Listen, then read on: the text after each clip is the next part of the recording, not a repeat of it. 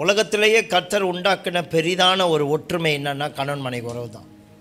ரெண்டாவது பெற்றோர் பிள்ளைகளோட உறவு. ஆனால் கணவன் மனைவி எல்லாம் ஒற்றுமையாக இருக்கிறாங்களா? கர்த்தரை பொறுத்த வரைக்கும் தேவன் இணைத்ததுன்னு சொல்லிட்டாரு.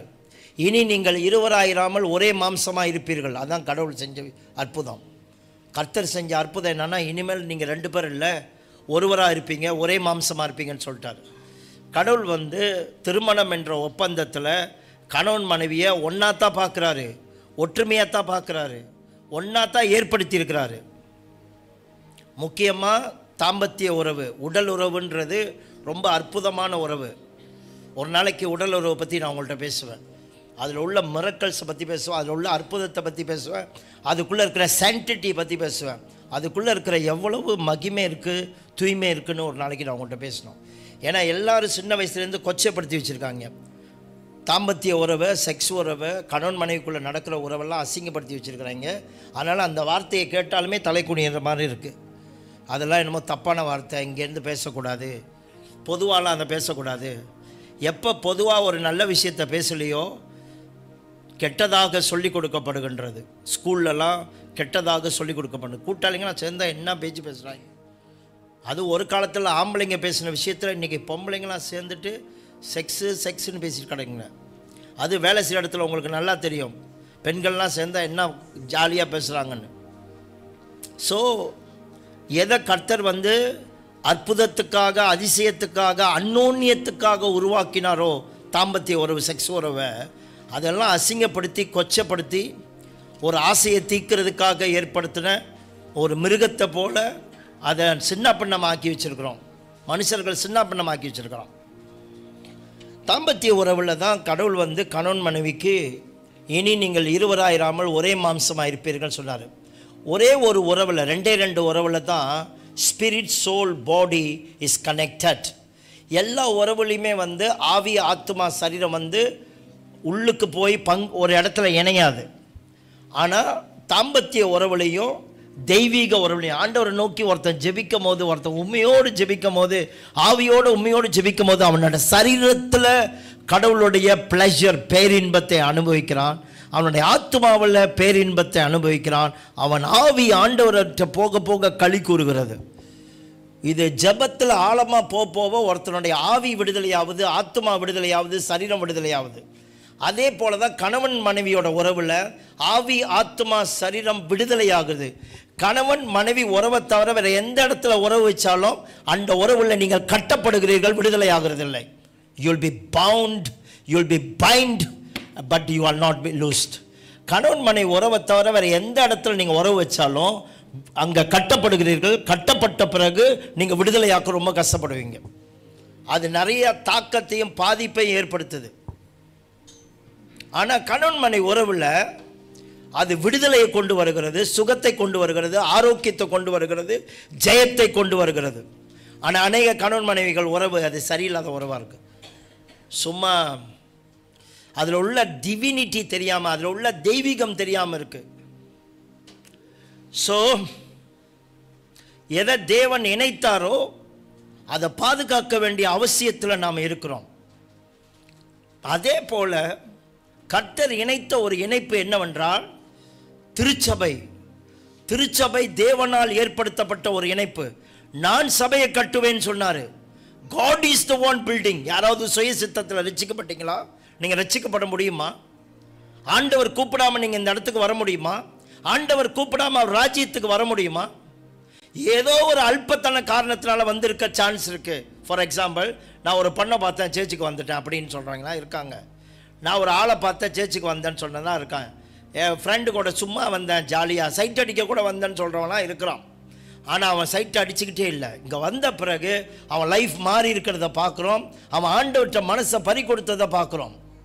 ஸோ அல்பத்தனமான காரியத்துக்காக நம்ம சேர்ச்சுக்கு வந்தாலும் கடைசியில் பார்த்தா ஆண்டவர் தான் நம்மளை அழைச்சிருக்காருன்னு கண்டுபிடிச்சிருக்கிறோம். ஸோ இதுவும் தேவன் இணைத்த இணைப்பு தான். இதை ப்ரிசர்வ் பண்ணுறதுக்கு நீங்கள் நானும் முயற்சி பண்ணல, இதை காக்கிறதுக்கு முயற்சி பண்ணலன்னா ஒருவன் தேவனுடைய ஆலயத்தை கெடுத்தால் தேவன் அவனை கெடுப்பான். உங்களுக்கு தெரியுமா எவ்வளோ பெரிய ஆபத்து சபையுடைய ஒற்றுமையை கெடுக்கிறது? எவ்வளோ பெரிய ஆபத்து சபையில் உள்ளவங்க ஒரு குறைய வெளியில் போய் சொல்கிறது? எவ்வளோ பெரிய ஆபத்து தெரியுமா? You go and reveal yourself now mind. நீ உன் குடும்பத்தை பற்றி கூட போய் சொல்கிறேன்னா சொல்லிட்டு போ. உன் குடும்பத்தை பற்றி வேணுமா பேரை வீணாக்கிட்டு போ. But church of Jesus Christ shouldn't be do like that. You cannot handle without care the church of Jesus Christ. The church of Jesus Christ need to be handled with care. இதை மட்டும் உடைக்கக்கூடாது ஒருத்தன். இதை மட்டும் ஒருத்தன் தப்பாக பேசக்கூடாது. சர்ச்சில் உள்ள லீடர்ஷிப்பாக இருக்கட்டும், ஒரு பாஸ்டராக இருக்கட்டும், ஒரு பாஸ்டருடைய மனைவியாக இருக்கட்டும், அவன் குடும்பமாக இருக்கட்டும், சர்ச்சில் உள்ள ஊழியமாக இருக்கட்டும், ஒரே ஒரு இடத்துல தான் கடவுள் சொல்லியிருக்காரு, ஒருத்தனை நான் கெடுப்பேன் அப்படின்னு ஆண்டவர் சொன்னார்னா அது தேவனுடைய ஆலயத்தை கெடுக்கிறது தான். 1 கொரிந்தியர் 3வது அதிகாரம் 16வது வசனம். எல்லாரும் இங்கே கவனமாக கேட்கணுமா? ஃபோன்லாம் விளையாடக்கூடாது. ஒரு நிமிஷம் கூட உங்களோட கவனம் வேற எங்கேயும் போகக்கூடாது. ஓகே. 1 கொரிந்தியர் 3வது அதிகாரம் 16வது வசனம். நீங்கள் தேவனுடைய ஆலயமாய் இருக்கிறீர்கள் என்றும் தேவனுடைய ஆவி உங்களில் வாசமாய் இருக்கிறார் என்றும் அறியாமல் இருக்கிறீர்களா? நீ என்ன விளையாடுறியாப்பா சர்ச்னா? I you playing fool with the church? கர்த்தருடைய ஆவி வாசம் பண்ணி உள்ளுக்கு உலாவிக்கிட்டு இருக்காரு, உனக்கு தெரியலையா? Do you want to fight against the Holy Spirit? பரிசுத்தாவி இந்த சர்ச்சில் உலாவுறாரு தெரியுமா? இந்த சர்ச் பரிசுத்தாவியோட உனக்கு தெரியுமா? ஜீசஸ் தான் இந்த சர்ச்சோட தலை உனக்கு தெரியுமா? ஜீசஸ் தான் இந்த சர்ச்சோட அஸ்திபாரம் உனக்கு தெரியுமா? ஒருத்தர் சர்ச்சை கெடுக்க ஆரம்பிச்சான், அவன் தான் இப்போ எழுதுறான். இவன் சர்ச்சை கெடுத்தவன் தான் இப்போ இந்த வார்த்தை எழுதுறான். அவன் சர்ச்சை கெடுக்கும் போது ஆண்டவர் என்ன பண்ணார்னா, ஒரு பெரிய வெளிச்சத்தை பட்ட பகல்ல உள்ள வெளிச்சத்தை விட வேற வெளிச்சம் இந்த உலகத்தில் எதுவுமே இருக்க முடியாது, சூரியன் வெளிச்சத்தை விட. ஆனால் அந்த பட்ட பகல்ல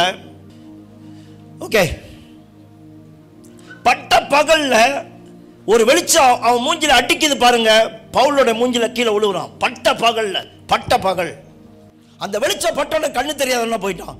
கண்ணு தெரியாதவனா கீழே விழுந்தான். கீழே விழுவான் பொழுது யாரு என்ன அடிச்சது? நான் கண்ணு தெரியாம ஆயிட்டான். அதுக்கு ஆண்டவர் சொல்றாரு, நீ சபையை துன்பப்படுத்தினல்ல, நீ துன்பப்படுத்தின தேவன் நானே. அவன் கேட்கிறான், நான் என்னைக்கு உங்களை துன்பப்படுத்தினேன்? உங்களை எங்க நான் வேதனைப்படுத்தினேன்? சர்ச்சை நீ குத்துனல்ல, சர்ச்சை தப்பா பேசினல்ல, நீ என்ன குத்துனன்னு சொன்னார் ஆண்டவர். இன்னைக்கு கண்ணு தெரியாதவனா போய் உட்கார்ந்துருந்தான். அவன் தான் சொல்றான், தேவனுடைய ஆவியானவர் சர்ச்சில் வாசம் பண்ணுகிறார். ஒருவன் தேவனுடைய ஆலயத்தை கெடுத்தால், verse 17, ஒருவன் தேவனுடைய ஆலயத்தை கெடுத்தால் அவனை தேவன் கெடுப்பார். தேவனுடைய ஆலயம் பரிசுத்தமா இருக்கிறது. சந்திரன் போய் கெடுக்க. எத்தனை வருஷம் நாங்கள் கிறிஸ்டியனா இருந்திருக்கிறோம். இன்னைக்கு யார் திரும்ப கெட்டு போனதை நான் பார்த்துருக்கிறேன்.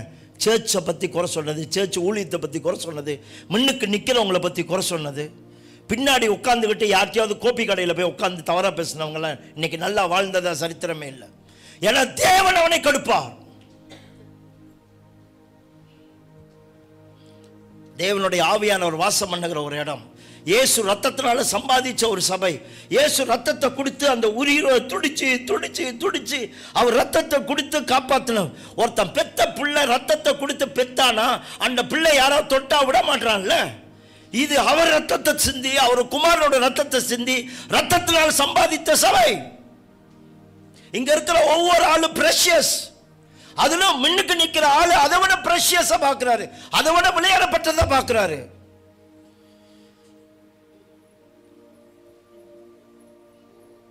இங்க இருந்து வருகிற ஒவ்வொரு இன்ஸ்ட்ரக்ஷன், இங்க இருந்து சொல்லப்படுகிற ஒவ்வொரு ஆலோசனை, இங்க இருந்து சொல்லப்படுகிற ஒவ்வொரு சத்தமும் தேவனுடைய சத்தம்னு நீங்க பார்க்க தெரியணும். இது எங்க பாஸ்டர் தானே அப்படிலாம் போக முடியாது. உங்களுக்கு தெரியுமா, உலகத்தில் எந்த சத்தத்தை கேட்குறீங்களோ இல்லையா, உங்க பாஸ்டருடைய சத்தத்தை நீங்க கவனமாக கேட்கணும்.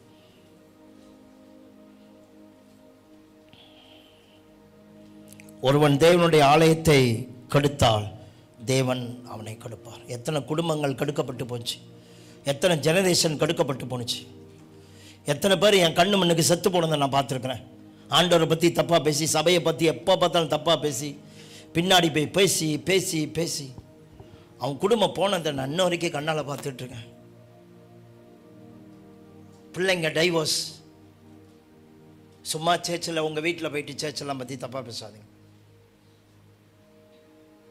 ஆண்டவர் நினைப்பார், நீ சேர்ச்சை கொஞ்ச நாள் தப்பாக பேசி பிரிக்கிறல்ல, உன் குடும்பம் பிரியுன்னு சொல்லுவார். குடும்பத்தை சபையை வீணாக்கிறாரு. அதனால தான் பவுல் எச்சரிக்கிறாரு. என்ன எச்சரிக்கிறார்? எபேசியர் புத்தகத்துக்கு வாங்க, புக் ஆஃப் எபிசியன்ஸ் சாப்டர் 2. அதை நான் சொல்கிறேன், 2வது அதிகாரத்தில் உள்ள முக்கியமான காரியத்தை சொல்கிறேன். ஜீசஸ் எப்படி ரத்தத்தினால சபையை சம்பாதிச்சார், மக்களை சேர்த்தாருன்னு பார்ப்போம். அதுக்கு முன்னுக்கு 4வது அதிகாரம் 1-3 வரைக்கும் பார்ப்போம். ஆதலால் கர்த்தர் நிமித்தம் கட்டுண்டவனாகிய நான். ஜெயிலில் இருக்கிறாரு பவுல், அதனால தான் இந்த வார்த்தையை சொல்கிறாரு. அவரை சாகடிக்க போகிறானுங்க. ஆனால் அங்கேருந்து கடிதம் எழுதுறாரு, ஜெயிலேருந்து கடிதம் எழுதுறாரு. எதுக்கு ஜெயிலுக்கு போனார் அப்படின்னு கேட்காதீங்க. ஆண்டவரை பற்றி சொன்னதுனால பொறாமைப்பட்டு மற்றவனை தூண்டி விட்டு இயேசுவை பற்றி பேசுகிறான்னு சொல்லிட்டு அவரை பிடிச்சி ஜெயிலில் போட்டானுங்க. கலவரம் பண்ணுறான் பவுல். எங்கே போனாலும் கலவரம் பண்ணுறான், எங்கே போனாலும் நாட்டை துன்பப்படுத்துகிறான். எந்த பட்டணத்தில் போனாலும் இயேசுவை பற்றி பேசவும் மக்களுக்குள்ள சண்டை வருது. சில பேர் இயேசு ஏற்றுக்கிட்டதுனால இயேசுவை ஏற்றுக்காதவங்க அவங்கள துன்பப்படுத்துகிறாங்க. அதனால பவுலை தூக்கி ஜெயிலில் போட்டு கொள்ளணும்னு நினச்சாங்க. அப்போ பவுல் கடிதம் எழுதுறாரு. என்ன கடிதம் எழுதுறாருமா? கர்த்தர் நிமித்தம் கட்டுண்டவனாகிய நான் உங்களுக்கு சொல்லுகிற புத்தி என்னவெனில், 4வது அதிகாரம் 1 நீங்கள் அழைக்கப்பட்ட அழைப்புக்கு பாத்திரவான்களாய் நடந்து. This is a very important word. ஒரு அழைப்பை கர்த்தர் கொடுத்திருக்கிறார், அந்த அழைப்புக்கு தகுதி உள்ளவங்களா நடக்கணும். as a prisoner for the Lord, then I urge you to live a life worthy of your calling you have received. You have received a call, you have to walk worthy for that call. உங்களை கர்த்தர் ஒரு காரியத்துக்கு அழைச்சிருக்கிறார். ஒரு பொண்ணை கல்யாணம் பண்ணினா, ஒரு மாப்பிள்ளையை கல்யாணம் பண்ணினா, நீ எந்த மாப்பிள்ளையை கல்யாணம் பண்ணுறியோ அந்த மாப்பிள்ளைகிட்ட பேசு. ஓகே, அவன் ரட்சிக்கப்படாதவன் தான் ரட்சிப்புக்குள்ளே நடத்தணும். ஓகே, அவன் கர்த்தருக்குள்ளே இல்லாட்டினா நீ அவனை தேர்ந்தெடுக்கக்கூடாது. அதே ஒரு பெண்ணை வேற எங்கேயாவது தேர்ந்தெடுத்துட்டீங்கன்னா இங்கே வந்து கல்யாணம் பண்ணி அடுத்த நிமிஷமே இங்கேருந்து ஓடக்கூடாது. ஒரு சபையோட யூனிட்டியை நீ கெடுக்கக்கூடாது. ஒரு சபையோட உறவை நீ உடைக்கக்கூடாது. நீ தேர்ந்தெடுக்கிற பெண்ணு உடைக்கக்கூடாது. நீ தேர்ந்தெடுக்கிற ஆள் உடைக்கக்கூடாது. ஒரு உன் பண்ணுகிட்ட சொல்லி வை, சபையை கெடுத்தால் தேவன் கெடுத்துருவார் நம்ம குடும்பத்தின். கர்த்தர் நிமித்தம் கட்டுண்டவனாகிய நான் உங்களுக்கு சாட்சியாக சொல்லி எச்சரிக்கிறது என்னவெனில், உங்களுக்கு புத்தி சொல்றது என்னவெனில், நீங்கள் அழைக்கப்பட்ட அழைப்புக்கு பாத்திரவான்களாய் நடந்து. 2வது வசனம், மிகுந்த மனத்தாழ்மையும் சாந்தமும் நீடிய பொறுமையும் உடையவர்களாய். இந்த 3 கேரக்டர் தான் ஒத்து போகிற கேரக்டர். இந்த 3 கேரக்டர் இல்லை சர்ச்சில் எந்த பார்த்தாலும் குறை சொல்லிட்டு இருப்பாங்க, என்ன பார்த்தாலும் கடுப்பு வந்து பேசுவாங்க. இந்த 3 கேரக்டர் ரொம்ப முக்கியமான கேரக்டர். சர்ச்சில் உள்ள ஒருமைப்பாடை காத்துக்கணும்னா மிகுந்த மனத்தாழ்மை. ஒரு யாருக்கு பார்த்தீங்களா, ஒரு சில சர்ச்சில் பார்த்தீங்களா, ஒரு சில பேரை பார்த்தீங்களா, யாருக்கு அடங்க மாட்டானுங்க. அவங்கள அடக்க ரொம்ப கஷ்டம். யார் பேச்சு கட்டுப்பட மாட்டாங்க. காரணம் தான் உள்ளுக்கு தற்பெருமை. இங்க நம்ம ஒண்ணு பேசுவோம், அங்க வெளியில ஒண்ணு பேசுவாங்க. தற்பெருமை உள்ளவங்க குடும்பத்திலேயே அடங்க மாட்டான், வெளியிலேயே அடங்க மாட்டான், வேலை செய்யற இடத்துலயே அடங்க மாட்டான், எதிலையும் அடங்க மாட்டான். Pride. They can lead by themselves. அவர்கள் தண்ணீரற்ற மேகங்கள், தங்களை தாங்களே மேய்த்துக் கொள்வார்கள். யூதா புத்தகத்தில் எச்சரிக்கிறார். இயேசுவோட வருகையில் இவங்களுக்கெல்லாம் இருக்கு ஆப்புன்னு சொல்றாரு. யாரு? யூதா. இவங்களாம் இயேசுவோட வருகையில் நிக்க மாட்டானுங்கன்னு சொல்றாரு. தன்னைத்தானே மேய்ச்சி கொள்வாங்க. They cannot be led. They don't want to be led by others. மற்றவங்க யாரும் அவங்களை திருத்தக்கூடாது. மற்றவங்களை யாரும் வழி நடத்த விட மாட்டாங்க.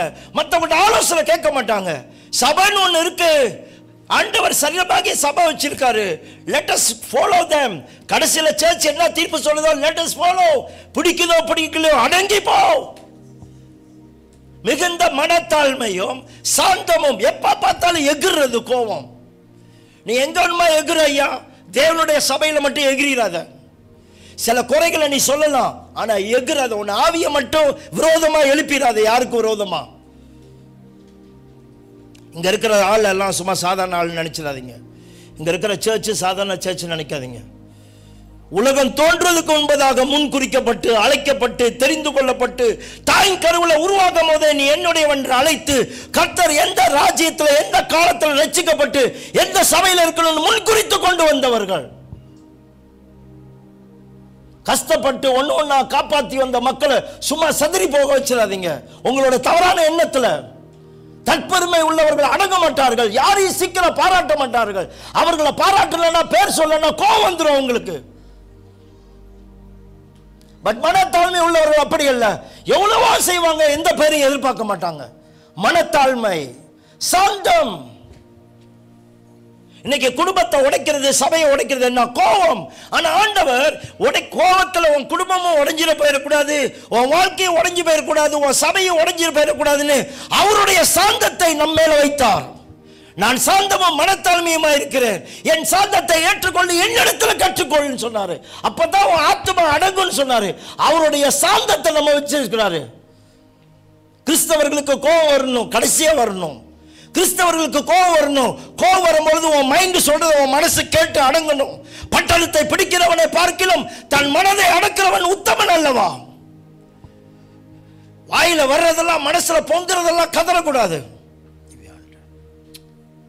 சாதாரண ஒரு கேங்ஸ்டரை பகைச்சிக்கிட்டவங்க கூட நிம்மதியாக தூங்க முடியலன்னா, நீங்கள் கடவுளையும் அவர் சபையும் பகைச்சிட்டு தப்பாக பேசிட்டு நல்லா இருப்பீங்கன்னு மட்டும் நினச்சிடாதீங்க.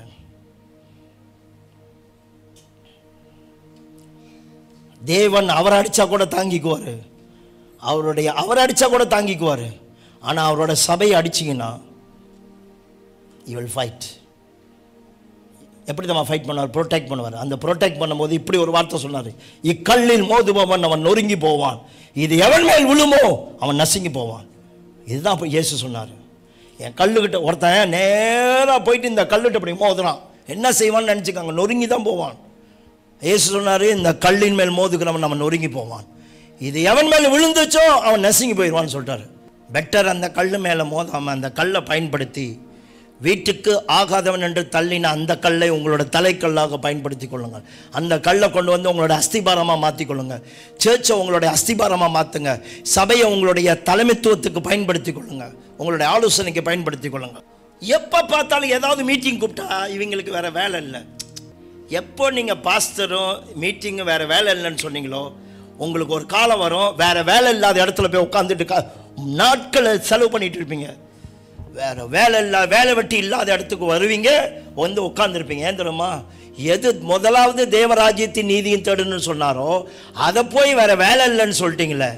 இவங்களுக்கு வேறு வேலை இல்லை, அதனால பிரச்சனை. தயவுசெய்து உங்களால் வர முடியலன்னா தாழ்மையாக சொல்லிவிட்டு ஒதுங்கி போயிருங்க.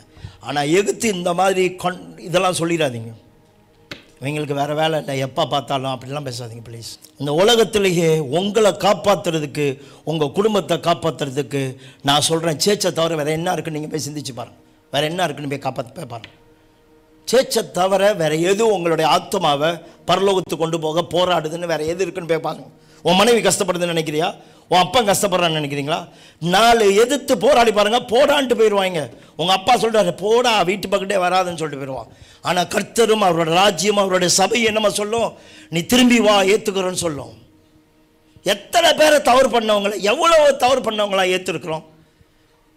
ஏன் தெரியுமா? உங்களுடைய ஆத்மா ரொம்ப முக்கியமானதாக சபை பார்க்குறோம், நாங்களும் பார்க்குறோம். உங்கள் ஆத்மா விளையாட பெற்றது. You need to be safe and you need to be protective. நீங்கள் காக்கப்பட வேண்டும். You need to be protected.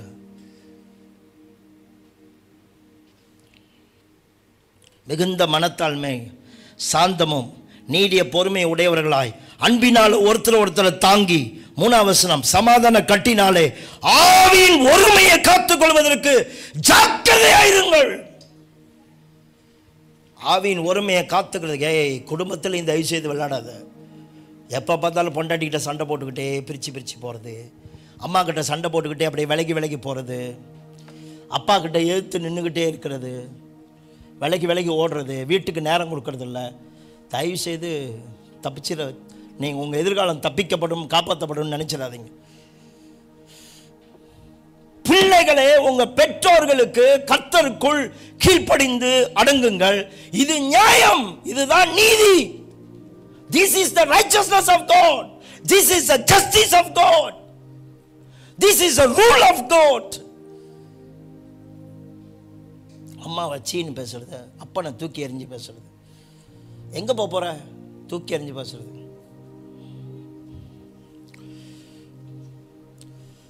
சில பேர் கையை ஓங்குற அளவுக்கு போயிட்டானுங்க அப்பா அடிக்கிறது.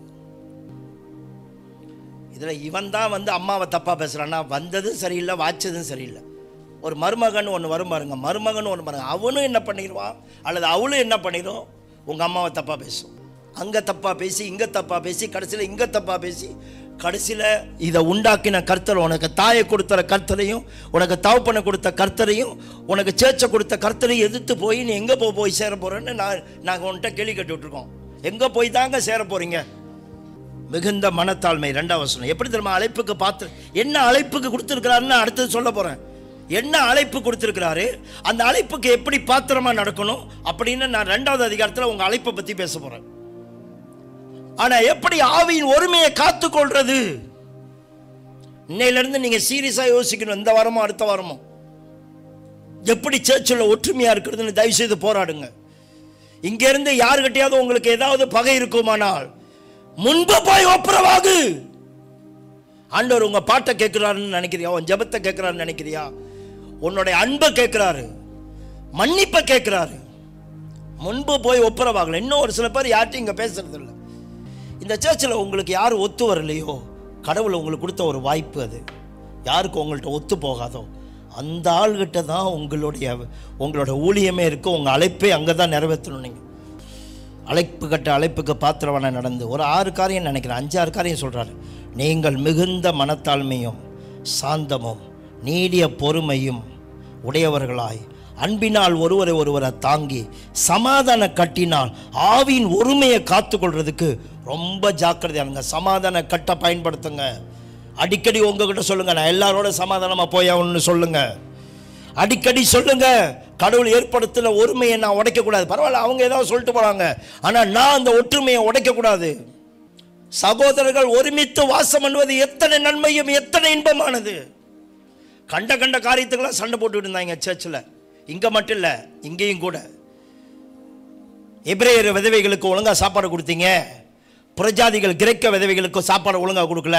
சபையில் ஓர வஞ்சனை இருக்குது, இவங்களுக்கு ஒழுங்காக சாப்பாடு கொடுத்தாங்க, அவங்களுக்கு அந்த சாப்பாடை நீ தின்னுபட்டு என்ன செய்ய போகிற? அதுக்கெல்லாம் போய் சண்டை கொடுக்குறேன். தேவனுடைய தராசில் யாராவது ஓர வஞ்சனையாக உங்களை ட்ரீட் பண்ணாங்கன்னா கடவுள் சும்மா விடுவாரா? கடவுள் சும்மா விடுவார்? ஏன் நீங்கள் போராடுறீங்கன்னு கேட்குறேன் நான். Why you are bringing lot of things that unnecessary things? உண்மையான காரியத்துக்கு என்னைக்காவது ஃபைட் பண்றியா? ஆத்மாதான் என் சர்ச்சில் இல்லை, நாம ஏதாவது செய்வோமா? போராடுனியா? இவர்களால சத்தியத்தை கேட்டு நம்மளால மாற முடியல, அதுக்கு என்ன போராடுவோம்? பவுல் ரொம்ப முக்கியமான விஷயம் சொல்றாரு. எல்லாருமே மிகுந்த மனத்தாழ்மையோடு இருந்தால் மட்டுமே ஒற்றுமையை காத்துக்க முடியும். எல்லாருமே கோவத்தை பயன்படுத்தாமல் உங்களுக்குள்ள ஒரு சாந்தம். ஏன் தெரியுமா ரொம்ப பேர் கோவத்தை பயன்படுத்துகிறீங்க? நீங்கள் பெரிய பந்தா என்ன தெரியுமா உங்களை நினைக்கிறீங்க நீங்கள் கெத்துன்னு. கோவக்காரன் எவனுமே கெத்து இல்லை தெரியுமா? உங்களுக்கு தெரியுமா, தமிழை கூட பழமொழி சொல்லுவான், ஆத்திரக்காரனுக்கு புத்தி மட்டுன்னு. புத்தி இல்லாதவன் மட்டும்தான் எல்லாத்துக்கும் சண்டை கொடுப்பான், எல்லாத்துக்கும் கோவப்படுவான். ஆனால் புத்தி இருக்கிறவன் கத்தியை தீட்டாதே உன் புத்தியை தீட்டுன்னு சொல்லி கொடுத்தான். கத்தியை தீட்டாத, என்ன பேசலாம், எங்கே போய் ஃபைட் பண்ணலாம். நீ ஃபைட் வேணுமா? போலீஸ்காரன் உனக்கு விரோதமாக செஞ்சால் ஃபைட் பண்ணுவியா? கத்துனா ஃபைட் பண்ணுவியா? ஐயோ போர்டுன்னு சொன்னால் நீ கத்துவியா? பம்பிட்டு போல. போலீஸ்காரனை விட பெரிய அதிகாரம் கர்த்தர் சேர்த்து கொடுத்துருக்கிறார். ராஜாவை விட பெரிய அதிகாரம் சேர்ச்சில் கொடுத்துருக்காரு தெரியுமா? ராஜாவோட அதிகாரம். இங்கே எவ்வளவு சத்தத்தை குறைச்சி உன்னோட சித்தத்தை வெளிப்படுத்தணும் சிந்திச்சு பாருங்க. உங்களுக்கு ஒரு சித்தம் இருக்குன்னா அதுக்காக ஃபைட் பண்ணணும் அவசியம் இல்லை. You must know how to talk. அப்பாட்ட எப்படி பேசணும்னு தெரியணும், அம்மா கிட்ட எப்படி குறை சொல்லணும்னு தெரியணும். அம்மாவை சும்மா தூக்கி எறிஞ்சு மட்டமாக பேசக்கூடாது. குறை சொல்லணும் அம்மா கிட்ட, அம்மா அப்படி செய்யறது சரியில்லைன்னு. ஆனால் ஞானமாக பேசணும். அப்பா கிட்ட எப்படி பேசுறது தெரியும், முதலாளி கிட்ட எப்படி குறை சொல்லணும்னு தெரியணும். பகி மம்போசலா லூத்தரா கர்ஜா தப்பாலா சயாடா லகி சொத்து கர்ஜா, இதை நீங்கள் எப்படி பேசுவீங்க? கர்த்தர் அங்கே பார்த்துக்கிட்டு இருப்பாரு. ஏன்னா அவர் ஜெபம் பண்ணி தான் இந்த வேலையை கொடுத்தாரு, பார்த்துட்டு இருப்பாரு. அடுத்த வேலையில் உனக்கு பிளெஸிங் இல்லைடா போடான்னு விட்டுருவாரு. நீங்கள் அடுத்த வேலைக்கு போவீங்க, அங்கே திருப்தி இல்லாமல் இன்னொரு வேலைக்கு அலைவீங்க. அப்போ don't ever talk against your authority that God has bestowed above you. உனக்கு மேலே கர்த்தர் வச்ச அதிகாரத்தை, அது வேலை செய்கிற போஸாக இருந்தாலும் சரி, சும்மா மட்டமாலாம் பேசுறதுன்னு நிப்பாட்டிடுங்க.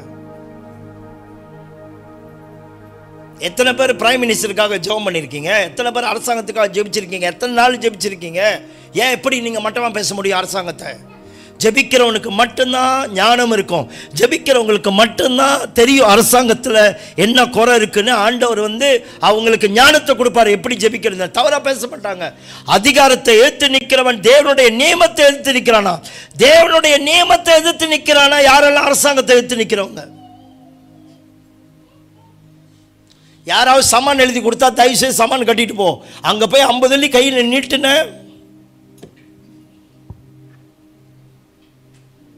தப்பு செஞ்சிட்டியா, வாங்கிட்டு போ, போய் 300 வெள்ளி கட்டு. இந்த 50 வெள்ளி நீட்டுறது 10 வெள்ளி நீட்டுறது பாவத்துக்கு மேலே பாவத்தை கூட்டாது. ஒரு பாவம் என்னன்னா அதிகாரத்தை ஏற்று நின்னது. ரெண்டாவது பாவம் என்ன தெரியுமா? அதிகாரம் வேலை செய்ய விடாமல் காசு தள்ளினது. பரிதானம் வாங்குகிறவன் யாரெல்லாம் பரிதானம் வாங்குறானோ, பரிதானம் கொடுக்குறானோ, லஞ்சம் கொடுக்குறானோ, ஆபத்தான மனுஷன் நீதிமொழிகள் எழுதியிருக்கு. அவனுடைய வாழ்க்கையில் செல்வம் நிலைக்காதுன்னு சொல்லுது. சில பேர் சேர்ச்சில் லஞ்சம் கொடுப்பாங்க, பார்த்துருக்கீங்களா? பாஸ்டர் கூட கொஞ்சம் க்ளோஸாக இருக்கலாம், என்ன சொன்னாலும் செய்வார். நடக்காது, என்கிட்டே நடக்காது. கிளைங்லேயும் சில பேர் ட்ரை பண்ணாங்க, நடக்காது. நான் யார்கிட்ட ரொம்ப க்ளோஸாக இருக்கணும் அவங்கள்ட்ட கடினமாக தான் போவேன். நல்லா பாசமாக இருப்பேன், பட் கடினமாக போவேன். என்கிட்ட க்ளோஸாக இருக்கிறவங்க என்கிட்ட அடி வாங்கின மாதிரி வேறு யாரும் வாங்கினதில்லை. இந்த சர்ச்சில் சரி, அந்த சர்ச்சில் சரி. பாஸ்டர் மட்டும் க்ளோஸாக இருக்கிறனால கண்ணை மூடிடுவார் அப்படின்னு நினைக்காதீங்க. பாஸ்டர் கண்ணை மூட மாட்டார். உங்ககிட்ட சில பேர்கிட்ட கண்ணை மூடியிருக்கேன். யார் தெரியுமா? அந்த அடங்காத ஒரு சில பேர் இருப்பீங்க. உங்ககிட்ட வந்து தெரியாத மாதிரி விட்டுருவேன். உங்கள்கிட்ட நான் ரொம்ப நல்லவனாக இருப்பேன். நான் உங்ககிட்ட ரொம்ப நல்லவனாக இருக்கேன்னா உங்களுக்கு ரொம்ப ஆபத்துன்னு நினைக்கிறேன். தெரிஞ்சுக்கங்க, உங்களுக்கு ரொம்ப ஆபத்து. உங்ககிட்ட நாங்கள் காரசாரமாக இருக்கோம்னா உங்களுக்கு சரின்னு அர்த்தம். ஏன்னா அந்த அளவுக்கு நீங்கள் எங்கள்கிட்ட உரிமை கொடுத்துட்டீங்க. எப்படி நீங்கள் ஹேண்டில் பண்ணலான்னு சொல்லிட்டீங்க. அதனால தான் உங்கள்கிட்ட காரசாரமாக இருக்கும். எங்களுக்கு தெரியும் உங்கள்கிட்ட காரசாரமாக இருந்தால் இங்கே இருப்பீங்க. டொபோரா மாதிரி 20 வருஷமானாலும் இங்கே தான் கிடப்பீங்க. அதனால் எங்களுக்கு தெரியும் எப்படி யாரை என்ன சொல்லணும்னு. ஆனால் ஒரு சில பேர் வந்து தொடவே முடியாது. 2 வார்த்தை இப்படி குரலை உயர்த்தினாலுமே அதுக்கு அங்கிட்டு பாஸ்டர் எப்படி சொல்ல முடியும்? பாஸ்டர் சொல்லியிருந்தா கூட தாங்கியிருப்பேன். அதே எப்படி பாஸ்டர் பண்ணி சொல்ல முடியும்? அப்படி சொல்லிட்டு அதுக்கு ஒரு 4 பேரை சேர்த்துக்கிட்டு போயிடுவாங்க. பாஸ்டர் சொல்கிறா சொல்லிட்டு போட்டோம். அது எப்படி அந்த இடத்துல யார் நிற்கிறான்னு கூட பார்க்காம சொல்லிட்டாரு. பைபிள் ஒன்று தெரியல, அட்லீஸ்ட் நான் சொல்கிறதாவது கேளு. பைபிள் சொல்லுது, சில பேர் தவறு செஞ்சவங்கள எல்லாத்தையும் முன்னுக்கு கடிந்து கொள், அப்போ தான் எல்லாருக்கும் அதில் தெளிவடைவானுங்கன்னு பைபிள் எழுதியிருக்கு. எல்லாத்தையும் முன்னுக்கு சொல்லுன்னு எழுதியிருக்கு.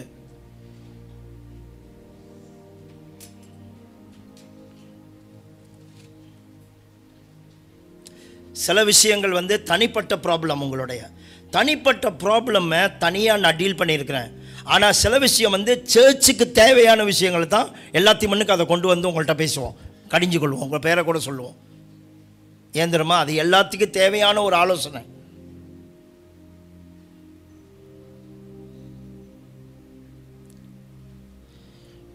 ஆவியின் ஒருமையை காத்துக்கொள்வதற்கு ஜாக்கிரதையா இருங்கள். பக்கத்தில் சொல்லுங்க.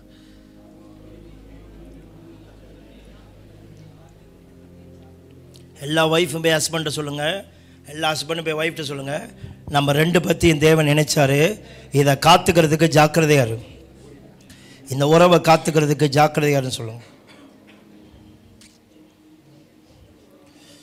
This is what we call work out your salvation. இதுதான் ரட்சிப்பு நிறைவேற பிரயாசம். எங்களெல்லாம் கர்த்தர் ஊழியத்துக்கு அழைச்சிருப்பார்னா எங்களெல்லாம் உங்கள் மேலே வந்து எக்ஸ்ட்ராவாக ஒரு பாசம் எங்களுக்குள்ளே கொடுத்துட்டு தான் எங்களை அழைப்பார். கண்டிப்பாக கொடுத்துருப்பார். அது எனக்கே தெரியும். உங்களை சீன்னு சொல்லிட்டு நாங்கள் கஷ்டப்பட்டது எங்களுக்கு தான் தெரியும். உங்களை வேணான்னு சொல்லிவிட்டு நாங்கள் உள்ளுக்கு கஷ்டப்பட்டது எங்களுக்கு தான் தெரியும். உங்களை சேர்ச் குரூப்லேருந்து நீக்கிட்டு உள்ளுக்கு கஷ்டப்படுறது எங்களுக்கு தான் தெரியும். அதுக்கு சேர்ச் குரூப்லேருந்து நீக்கிறோம் தெரியுமா? மற்றவன் உங்களை ஃபாலோ பண்ணிடக்கூடாதுன்றதுக்காக. அதுக்காக சேர்ச் குரூப்லேருந்து நீக்கிறோம். எதுக்கு? நீங்கள் வேணாம் இதோட அப்படி தூக்கி எறிகிறதுக்கு இல்லை. டேய், பாஸ்டர் வந்து இவங்களையே தூக்கி போட்டார், நம்மளும் கொஞ்சம் கவனமாக இருப்போம், இதெல்லாம் ஒழுங்காக கடைப்பிடிப்போம். 4 நாள் லீவு போட்டுக்கிட்டே இருக்கிறான். பிறகு பார்த்தா ஒரு வருஷத்தில் 40 நாள் லீவு போட்டான். யார்? ஸ்கூலில், காலேஜில் 40 நாள் லீவு போட்டான். எந்த சூறாவும் கொடுக்கல. பரவாயில்ல, அந்த பிரின்சிபல் வந்து அல்லது அந்த ஸ்கூல் வாத்தியார் வந்து உன் மேலே அன்பாக இருக்கலாம், உனக்கு சூறா கொடுக்காம. ஆனால் மற்றவன் என்ன செய்வான்? இவங்களே 40 நாள் லீவு போட்டோம்னா நம்மளும் 40 நாள் போடலான்னு நினைப்பான். அதனால தான் உங்களை தூக்குறது. சில இடத்துலேருந்து உங்களை வெறுத்து தூக்கல, அட்லீஸ்ட் உங்களுக்கும் உதவி செய்கிறது, மற்றவங்களுக்கும் உதவி செய்கிறது. இன்றைக்கி ராத்திரியில் அதில் நாளைக்கு வாட்ஸ்அப் குரூப்லேருந்து சில பேர் நீக்கப்பட போகிறார்கள். இன்னும் ஒரு சில பேர் என்ன தெரியுமா பெரிய தவறு செய்கிறது? நம்மளை விட்டுட்டு போனவன்ட்ட போய் கதையை கேட்டுக்கிட்டு இருக்கிறது. எப்படி இருக்கீங்க பிரதர்? சோத்திரம். நீங்கள் ஒன்று சொல்லலாம், நீங்கள் போனதுலேருந்து சேர்த்து நல்லா இருக்குன்னு சொல்லுங்கள். விட்டுட்டு போனவங்களை பற்றி மனசு கஷ்டமாக இருந்தாலும் விட்டுட்டு போனதுனால சேர்ச்சு நல்லா இருக்கிறதுன்றது உண்மையான ஒரு வார்த்தை தான். உண்மையான ஒரு வார்த்தை தான். விட்டுட்டு போனவங்களால சர்ச் நல்லாயிருக்கு. ஏன்னா அவங்க எங்கே இருந்துருந்தாங்கன்னா, நாங்கள் அடிக்கடி சொல்லியிருக்கிறேன், நான் உங்கள்கிட்டையும் சொல்லியிருக்கேன், எங்கள்கிட்ட லீடர்ஷிப்லேயும் சொல்லியிருக்கேன், ஒருத்தன் எவ்வளோ கெட்டவனாக இருந்தாலும் நம்ம வச்சுருப்போம். எவ்வளோ கெட்டவனாக இருந்தாலும் மன்னிப்போம், ஏற்றுக்குவோம். ஆனால் அந்த கெட்டவன் கடைசியில் மற்றவனை கெடுக்கிற இடத்துக்கு கொண்டு போயிடக்கூடாது. 4 பேரை தூண்டி விடுற அளவுக்கு போனான்னா அவங்கள என்ன பண்ணணும்? கும்பிட்றான்டா சாமி, நீ எங்கேயாவது போய் நிம்மதியாரு, நாங்களும் நிம்மதியாக இருக்கிறோம் அப்படின்ட்டு அனுப்பிட வேண்டியதான். ஆவியின் ஒருமையை காத்துக்கொள்வதற்கு ஜாக்கிரதையாக இருப்போம். இப்போ என்ன ஆண்டவர் என்ன சொல்ல வர்றாருன்னா, எல்லோரும் கவனிங்க, சபையில் மக்களை, குடும்பத்தை யாராலையும் ஒற்றுமையை ஆக்கவே முடியாது. அந்த ஒற்றுமை கடவுளால் மட்டும்தான் வர முடியும். பைபிள் சொல்லுது, தேவன் இணைத்ததை மனிதன் பிரிக்காதிருக்க கடவுள். யாராவது தம்பியா அண்ணனா இந்த அப்பனுக்கு பறக்கணும்னு சொல்லி கடவுள்கிட்ட வரங்கட்டு வந்தீங்களா? இதெல்லாம் தேவன் கொடுத்தது, நீங்கள் பிரிச்சுக்காதீங்க. தம்பியை விட்டு பிரிகிறேன், அண்ணனை விட்டு பிரிகிறேன், சண்டை போட்டுட்டேன். கடவுள் இணைச்சதை பிரிச்சிடாத. ஆனால் ப்ரையாரிட்டின்னு வரும்போது சில இடத்துல பிரிஞ்சிரு. ப்ரையாரிட்டி சில இடத்துல பிரிஞ்சாலும் மறுபடியும் சேர்ந்தே ஆகணும். அதில் முக்கியமானது கணவன் மனைவி, 2வது பெற்றோர் பிள்ளைகள், 3வது கூட பிறந்தவங்க, 4வது சர்ச்சு, 5வது தான் சொந்தக்காரவங்க. வெளியில் உள்ள நிறையா சொந்தக்காரங்க 5வது இடத்துல தான் சொந்தக்காரங்களை வைப்பேன். நீங்களும் என்ன பண்ணுங்கள், சொந்தக்காரன் அப்படி சொன்னான், அந்தக்காரன் இப்படி சொன்னான், அண்டக்காரன் இப்படி சொன்னான்னு சொல்லிட்டு சர்ச்சையும் உங்கள் குடும்பத்தையும் நீங்கள் வீணாக்கிக்காதீங்க. உங்கள் குடும்பத்துக்கு நீங்கள் எடுக்கிற தீர்மானமோ, அவர் சொல்கிற ஆலோசனையும், இவர் சொல்கிற ஆலோசனையும், சத்தியமும் என்ன சொல்லுதோ அது தான் நீங்கள் ஃபாலோ பண்ணணும். ஓகேவா? நீங்கள் எல்லோரும் பக்கத்து சொல்லுங்கள், ஓகேவா இருக்கீங்களான்னு. எப்படி ஒற்றுமையை காக்கணும். நாளைக்கு அடுத்த வாரம் ஒற்றுமையை எப்படி காத்துக்கிறதுன்னு நீங்கள் பேச போகிறீங்க. இன்றைக்கி ஒற்றுமையை காக்கிறதுக்கான காரணத்தை மட்டும் நான் சொல்ல போகிறேன். ஏன் ஒற்றுமையை காக்க வேண்டிய அவசியத்தில் இருக்கோம்? ஒரே ஒரு காரணம் முதல்ல சொல்லிட்டேன். ஒருவன் தேவனுடைய சபையை கெடுத்தால் தேவன் அவனை, don't be dare to talk against the church of Jesus Christ, the body of Jesus Christ, especially the man that God has appointed over you. குடும்பம் யார் கொடுத்தது? கர்த்தர் வீட்டை கட்டாவிட்டால் வீட்டை கட்டுறோட பிரயாசம் விருதா. கர்த்தர் நகரத்தை பாதுகாக்காவிட்டால் விழித்திருந்து பாதுகாக்கிறோடைய பிரயாசம் விருதா. அப்போ கர்த்தர் தான் குடும்பத்தை கட்டுறார். எத்தனை மணி நம்புறீங்க? அதனால் தயவுசெய்து குடும்பத்துக்கு விரோதமாக போகாதீங்க. ஒருத்தன் ஒய்ஃபுக்கு விரோதமாக பேசிட்டு கடவுளுக்கு விட்டு தப்பிக்கல முடியாது. ஒரு பொண்டாட்டி எப்போ பார்த்தாலும் கணவனை கேவலமாக பேசிட்டு நீ தப்பிச்சிடுவேன்னு நினைக்காத. தயவுசெய்து உன் உடம்புல வியாதிகளை வர வச்சுக்காத. புருஷனை மரியாதையாக ஏசு. எப்படி ஏசணும்? மரியாதையாக ஏசணும். ஏசக்கூடாதுன்னு சொன்னால் இவங்களை திருத்த முடியாதுமா. ஏம்மா என்ன சொல்லி தருத்துமா? நேற்று போன வாரத்திலே பேச ஆரம்பிச்சிருச்சு. ஏசுறதே மரியாதை ஏசுன்னு சொன்னால் ஏசவே கூடாதுன்னு சொல்லணுமா?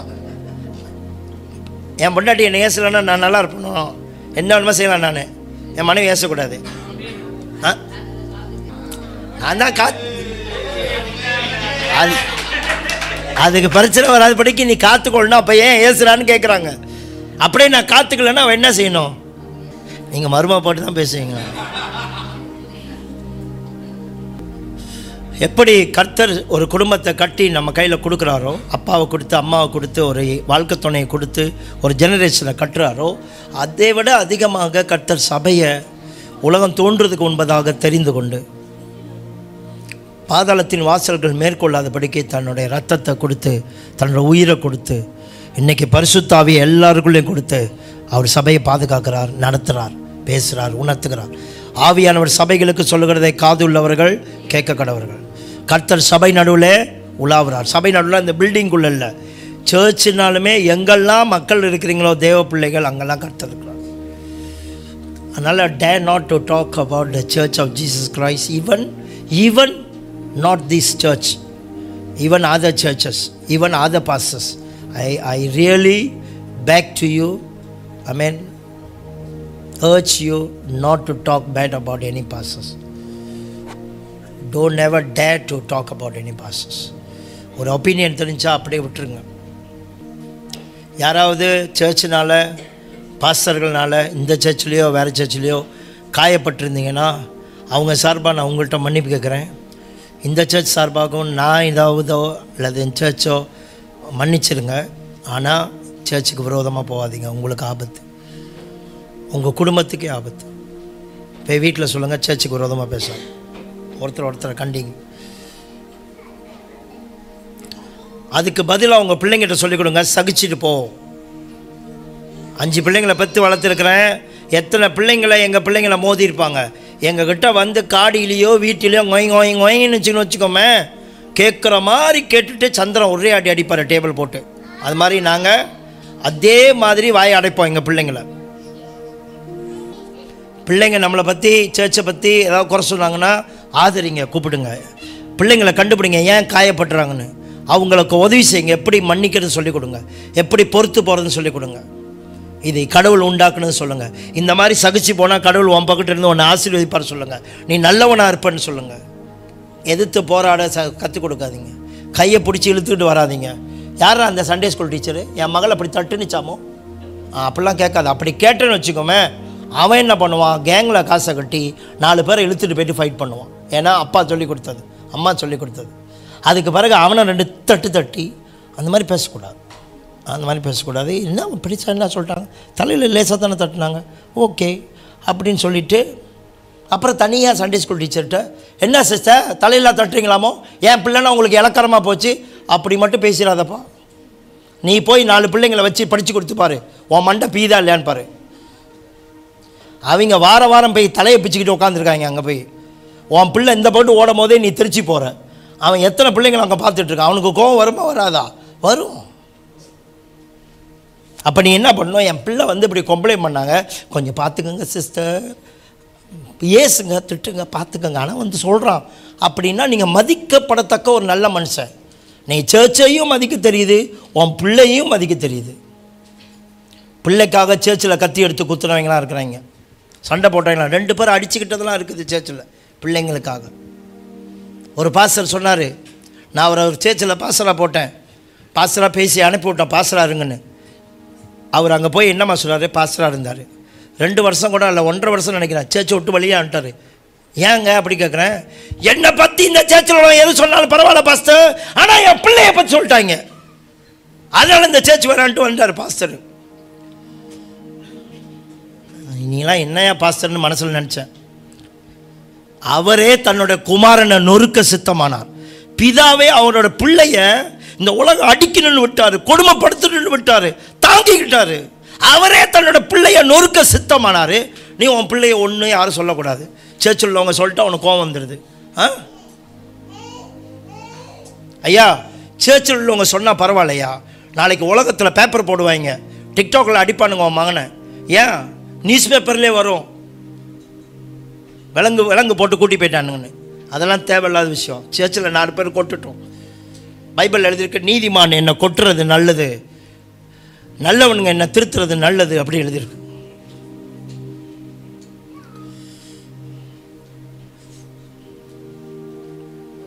அப்படியே உன் பிள்ளையோ உன்னை யாராவது இங்கே கேவலமாக டீல் பண்ணாங்கன்னா மரியாதையாக சொல்லுங்கள், ஐயா நீங்கள் அப்படி சொன்னீங்க, எனக்கு ரொம்ப சக்கெட் ஆச்சுயா, என் பையன் இப்படி சொல்கிறான், எனக்கு ரொம்ப சக்கெட் ஆச்சுன்னு அந்த ஆள்கிட்ட ஃபோன் அடித்து மரியாதையாக சொல்லுங்கள். சேலஞ்ச் பண்ணாதீங்க. சபையில் உள்ளவங்களை யாரையும் சவால் கொடுக்காதீங்க.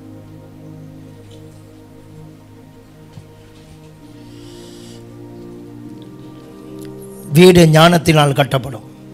எல்லாரும் சொல்லுங்கள், பிதாவே எனக்கு ஞானத்தை கொடுங்க. சொல்லுங்கள், அப்பா எனக்கு ஞானத்தை கொடுங்க. என் குடும்பத்தில் வருகிற ப்ராப்ளமை கையாளக்கூடிய ஞானத்தை கொடுங்க. எல்லோரும் ஜெபம் பண்ணுங்க. கையாளக்கூடிய ஞானத்தை கொடுங்க. மரியாதையை பேசக்கூடிய ஞானத்தை கொடுங்க. ஒவ்வொரு பிரச்சனைகளையும் பொறுமையாக, சாந்தத்தோடு, மனத்தாழ்மையோடு அவைகளை பேசுவதற்கு, திருத்திக் கொள்வதற்கு எங்களுக்கு உதவி செய்யுங்கப்பா. எங்கள் வீட்டில் யாராவது பெரிய தவறு செய்தார்கள் என்றால் சாந்தத்தோடு அதை கையாள எனக்கு உதவி செய்யுங்க. சொல்லுங்கள், சாந்தத்தோடு கையாள உதவி செய்யுங்க. அதே போல் இந்த சர்ச்சில் உள்ளவர்களும் யாராவது ஒரு குற்றத்தில் அகப்பட்டால், யாராவது தப்பு செஞ்சிட்டாங்கன்னா, நான் சாந்தத்தோடு அப்படிப்பட்டவங்களுக்கு உதவி செஞ்சு அவங்கள அந்த குற்றத்திலேருந்து வெளியில் வருவதற்கு என்ன ஒரு கருவியாக பயன்படுத்துங்க. என்னுடைய ஆவி அவர்களுக்கு விரோதமாக எழும்பாதபடிக்கு காத்துக்கொள்ளுங்க. சொல்லுங்கள், என்னுடைய ஆவி எங்கள் சர்ச்சில் உள்ளவங்கள்ட்டையும் எங்கள் வீட்டில் உள்ளவங்களுக்கும் விரோதமாக எழும்பாதபடிக்கு நீர் எனக்கு வேண்டிய ஞானத்தை கொடுப்பீராக. பரலோகத்திலிருந்து இறங்கி வருகிற ஞானம் என்னை நிரப்புவதாக. ஆமென். எபேசியர் 2வது அதிகாரத்துக்கு வருவோம்.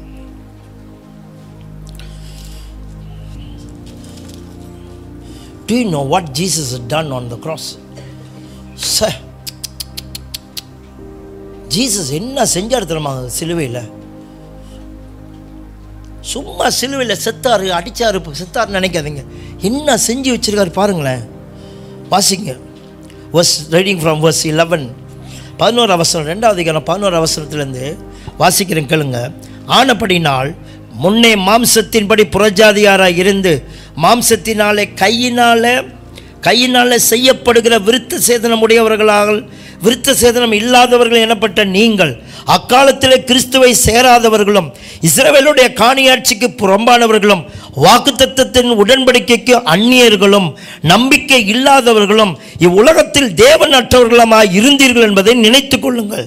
முன்னே தூரமாயிருந்த நீங்கள் இப்பொழுது கிறிஸ்து இயேசுக்குள் அவருடைய இரத்தத்தினாலே சமீபமாகிவிட்டீங்க.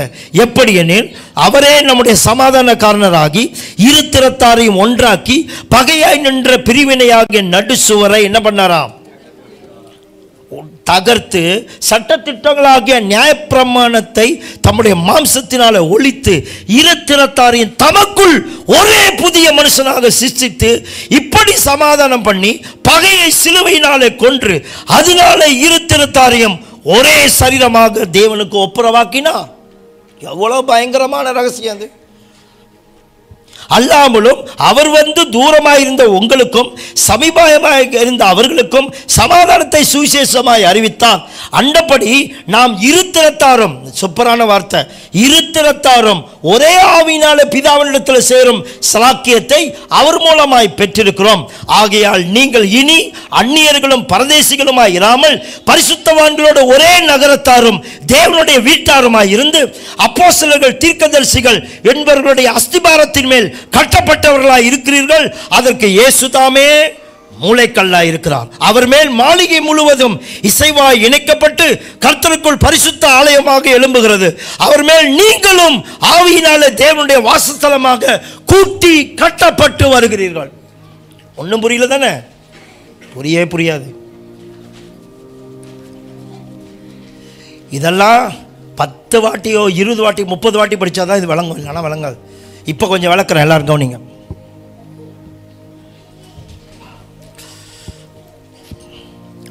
வாலிபர்கள், இளைஞர்கள் வாங்க, இப்போ பைபிள் படிப்போம். எக்ஸ்பிளைன் பண்ணுறேன்.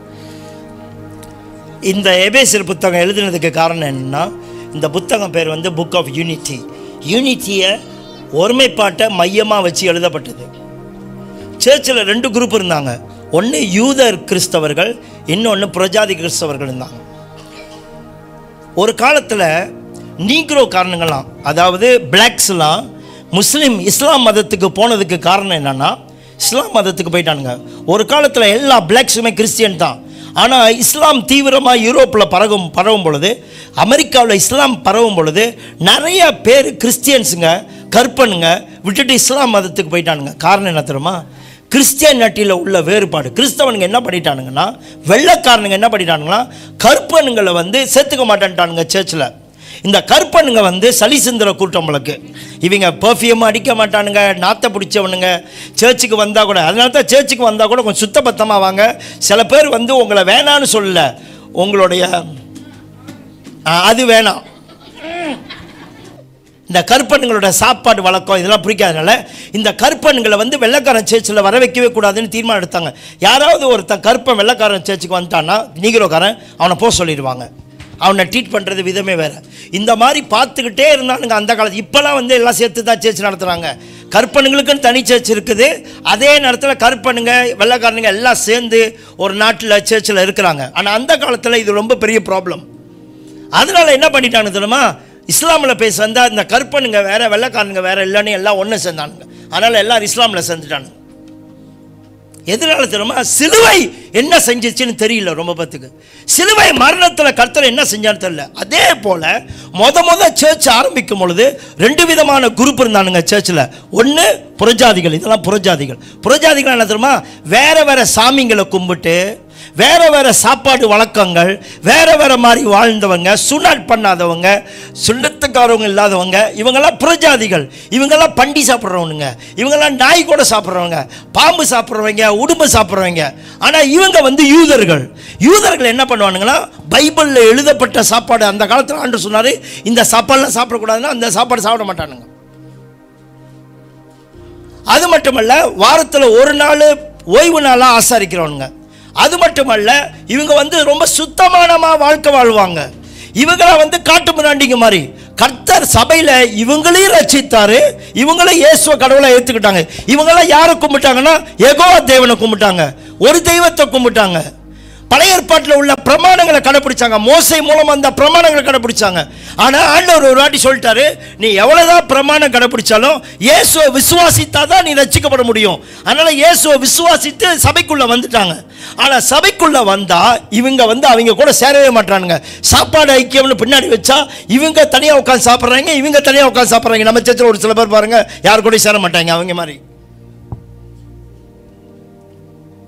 இப்படி ரெண்டு குரூப்பா சர்ச்சில் இருந்தாங்க. இவங்க பேர் புறஜாதிகள், இவங்க யூதர்கள். இவங்களுக்கு பவுல் எப்படி ஒன்று சேர்த்தாருன்றது தான் இந்த சத்தியத்தை பார்க்க வரும். இப்போ பவுல் என்ன சொல்றாருன்னா, 11ஆம் வசனம் புறஜாதிகள்கிட்ட பேசுறாரு. யாரா புறஜாதி? நீங்களா? புறஜாதிகள்கிட்ட சொல்றாரு 11ஆம் வசனம், ஆனபடினால் முன்னே மாம்சத்தின்படி புறஜாதியார் இருந்து மாம்சத்தில் கையினால் செய்யப்படுகிற விருத்த சேதனம் உடையவர்களால். 11ஆம் வசனம், விருத்த சேதனம் இல்லாதவர்கள் எனப்பட்ட நீங்கள், விருத்த சேதனம் இல்லாத எனப்பட்ட நீங்கள் அக்காலத்திலே, அந்த காலத்திலே கிறிஸ்துவை சேராதவர்களும் இஸ்ரவேலுடைய காணியாட்சிக்கு புறம்பானவர்கள். இஸ்ரவேலுக்கு ஒரு நாடு இருக்கு, அவங்களுக்குன்னு ஒரு வாக்குத்தத்தம் இருக்கு, அவங்களுக்குன்னு ஒரு நிலம் இருக்கு. அந்த நிலத்துக்கெல்லாம் நீங்க பங்கு இல்லாதவர்களா இருந்தீங்க. காணியாட்சிக்கு புறம்பான, காணியாட்சினா நிலம், அந்த இஸ்ரவேல் நாட்டுக்கு நீங்க புறம்பானவர்களா இருந்தீர்கள். அது மட்டுமல்ல, வாக்குத்தத்தத்தின்படி, நீங்க வாக்குத்தத்தத்தின்படி உடன்படிக்கைக்கு அந்நியர்கள். இவங்களுக்கு ஆண்டவர் என்னென்ன உடன்படிக்கை பண்ணாரோ அதெல்லாம் உங்களுக்கு இல்ல, உங்களுக்கு கிடைக்கல. அக்காலத்தில் அப்படித்தான் நீங்க இருந்தீங்க. இன்னும் வாசிக்கிறேன், அந்நியர்களும் தேவன் அற்றவர்களா இருந்தீங்க. நீங்களாம் கல் மண்ணு என்ன வேணுமா கும்பிட்டுட்டு போனீங்க. ஏன் பாம்பை கூட கும்பிட்டீங்க, யானை கூட கும்பிட்டீங்க, சூரியன்லாம் கும்பிட்டீங்க. நீங்க உண்மையான கடவுள் எல்லாத்தையும் படைச்சவரை கும்பிடாம படைச்ச பொருளெல்லாம் கும்பிட்டுக்கிட்டு இருந்தீங்க. இப்படிப்பட்டவங்களா தான் நீங்க இருந்தீங்க புறஜாதிகள்கிட்ட சொல்றாரு. அடுத்தது வாசிப்போம். இப்படி தேவன் அற்றவர்களா இருந்தீங்கன்னு நினைச்சுக்கோங்க. இதான் நம்மளோட லைஃப். உங்களுடைய நிலை என்னன்னு உங்களுக்கு நல்லா தெரியணும். இவன் உங்க கூட சேர மாட்டான்னு சொல்லிட்டு அவன்கிட்ட கோச்சிக்காதீங்க. எதனால சேரலைன்னா இதனால தான் அவங்க சேர மாட்டானுங்கன்னு உங்கள் நிலையை முதலாவது விளக்குறாரு. அடுத்த வசனம், முன்னே தூரமாக இருந்த நீங்கள். இப்போ கதைக்கு வருவோம், எல்லாரும் படிங்க. முன்னே தூரமாக இருந்த நீங்கள் இப்பொழுது இங்கே வாங்க, நடுவில் சிலுவையில் தொங்குங்க கொஞ்ச நேரம். முன்னே தூரம், கிட்ட நிற்காது, அவன் கூட நிற்கவே முடியாது. நடுவில் வேற ஒரு சுவர் இருக்கு, சுவர் வச்சிருக்காங்க. என்ன சுவர்னு நான் பிறகு சொல்கிறேன். சுவர் வச்சுக்கிறாங்க. எல்லாரும் அப்படி தானே? ஒரு சில பேர்கிட்ட பாருங்க, கிட்ட போகிற மாதிரி போவீங்க, ஆனால் கிட்ட போக முடியல. ஏன்னா முதல்ல உங்கள் இருதயத்தில் ஏதோ ஒரு சுவர் இருக்கு. அந்த சுவர் வச்சுக்கிட்டே பழகுவாங்க சில பேர். சுவர் இந்த சுவர் இல்லை, மனசில் நிறைய சுவர் இருக்கு. அந்த மாதிரி ஒரு வால் வச்சுக்கிட்டு பழகுவாங்க. இந்த மாதிரி சுவர் வச்சுக்கிட்டே தான் இருந்தானுங்க கிறிஸ்தவர்களும் புறஜாதிகளும். இப்போ வாசிக்கிற கேளுங்க. முன்னே தூரமாக இருந்த நீங்கள், ஆமென், முன்னே தூரமாக இருந்தீங்க, இப்பொழுது கிறிஸ்து இயேசுக்குள் இயேசுவின் ரத்தத்தினால சமீபமானீர்கள். இப்போ உங்கள் ரெண்டு பற்றியும் ஒரு சேர்ச்சில் பார்க்க முடியுது. காரணம் என்னன்னா, இயேசுவின் ரத்தத்தினால கிட்ட கொண்டு வந்துட்டார். ஆண்டவர் கிட்ட கொண்டு வந்துட்டார். கொஞ்சம் கிட்ட வந்துட்டீங்க இயேசுவின் ரத்தத்தினால. நம்மளை ஒன்று சேர்த்தது எது? இயேசுவின் ரத்தம். எதனால் ஒரு ஆளை நீங்கள் பாய்க்கக்கூடாது? உங்களுடைய சொந்த விருப்பத்தினால, சொந்த ஜாதி மதம் பார்த்து, சொந்த காரியங்களை பார்த்து, ஏற்றத்தாழ்வை பார்த்து நம்ம ஏன் செய்யக்கூடாதுன்னா, இயேசுவின் ரத்தம் நம்மளை ஒன்று சேர்த்துருக்கு. ஒரு தாய் வயிற்றில் பிறந்ததை விட இயேசுவின் ரத்தத்தில் பிறந்தவர்கள் விலையேற பெற்றவர்கள். மறக்காதீங்க, இயேசுவின் ரத்தத்தில் கடவுள் சம்பாதித்த உறவுகள் இது. ஸோ சமீபமானீர்கள். அப்புறம் என்ன எழுதியிருக்கு படிங்க. எப்படி எனில், நடுவில் போருங்க. இப்போ இயேசுவின் ரத்தத்தினால சமீபமானீர்கள், அவரே என்ன பண்ணிட்டாரு? ரெண்டு கையும் ஒன்னா சேருங்க. அவரே நம்முடைய சமாதான காரணராகி. ஆமென் சொல்லுங்க ஐயா. வேற ஒரு காரணத்தை வச்சு நீங்க பிரிச்சுக்கலாம். அவன் படிக்கவன் இவன் படிக்காதவன் ஏதோ ஒன்று வச்சு பிரிச்சுக்கலாம். ஆனால் ஒன்னே ஒன்று நீங்கள் பிரியக்கூடாதுக்கு காரணம் என்னதுமா? இயேசு ரத்தத்தினால எல்லாரும் சமீபமாக்கப்பட்டிருக்கிறோம். ஒற்றுமையை நீங்கள் உருவாக்க முடியாது. ஒற்றுமை ஏற்கனவே சிலுவையில் ஆண்டவர் செய்து முடித்த ஒரு கிரியை. இயேசு ரத்தத்தினால ஒன்னாக்கி வச்சிருக்கிறாரு. இப்போ அவரே சமாதான காரணராக மாறிட்டாரு. அவரே சமாதான காரணராகி இன்னும் படிங்க. இரு திறத்தாரையும் அவர் ஒன்னாக்கிட்டாரு. ஆமென் சொல்லுங்க. ஆமென். இனிமேல் யாரையாவது ஏதாவது காரணத்தினால அவனை கொஞ்சம் ஒதுக்குனீங்க, அவன் கூட பேசல, இந்த சர்ச்சில் ஒரு சில பேர் கூட நான் பேச மாட்டேன்னு ஒதுங்குனீங்க, நீங்க இயேசுவின் சிலுவையையும் நடுவில் நிற்கிறவரை அவமானப்படுத்துறீங்க. இவனை வெறுக்கிறீங்கன்னா இவரை வெறுக்கிறீங்கன்னு அர்த்தம். இவனை வேணாலும் ஒதுக்குறீங்கன்னா இவனை வேணாலும் நினைக்கிறீங்க.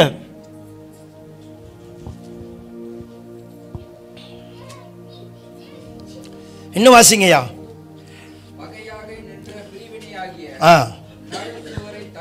என்ன பண்ணார் இயேசு? இப்போ மட்டும் இவர் இயேசு மட்டும் இருந்தாலும் அந்த சுவரை அடித்து உடைச்சிருப்பார். இயேசு என்ன பண்ணார்னா, இனிமேல் நடு சுவரே இருக்கக்கூடாதுன்னு சுவரை உடைச்சாராம். நடு சுவரை தகர்த்தார். சிலுவையில் அவர் மரிக்கும் போது நடுவில் உள்ள சுவர் எல்லாத்தையும் உடைச்சார். பாருங்க, இயேசு சிலுவையில் எப்படி தொங்கினார்? சிலுவை எப்படி தான் இருக்கும்? இப்படி இருக்கும், இப்படி இருக்கும். ஒரு ஒரு ஒரு மரம் மேலே பார்க்கும், கீழே பார்க்கும். இன்னொரு மரம் குறுக்க நிற்கும். அந்த ரெண்டு மரத்தில் தான் இயேசு தொங்க வச்சாங்க. இங்கிட்ட ஒரு மரம் என்ன காட்டுதுன்னா, ஆண்டவர் இயேசு நம்மை பிதாவோடு ஒன்று சேர்த்து, பரலோகத்தோடு ஒன்று சேர்த்து, பக்கத்தில் இருக்கிற எல்லா உறவுகளோடு நம்மளை ஒன்று சேர்த்தார். சிலுவை என்பது பக்கத்தில் உள்ளவர்களோடும் கடவுளோடும் ஒன்று சேர்க்கிறது தான் சிலுவை. இயேசு மரணம் எல்லாத்தையும் ஒன்று சேர்த்தார். இன்னும் வாசிங்க. இருத்திரத்தாரை ஒன்றாக்கி தூங்கிட்டாரு. நடுச்சுவரை தகர்த்து எப்படி எண்ணில் அப்புறம் சட்டத்திட்டங்களாகிய நியாயப்பிரமாணத்தை தம்முடைய மாம்சத்தினால ஒழித்து இருத்திரத்தாரை தமக்குள்ளாக ஒரே புதிய மனுஷனாங்க. அப்படியே மண்ணுக்கு வாங்க.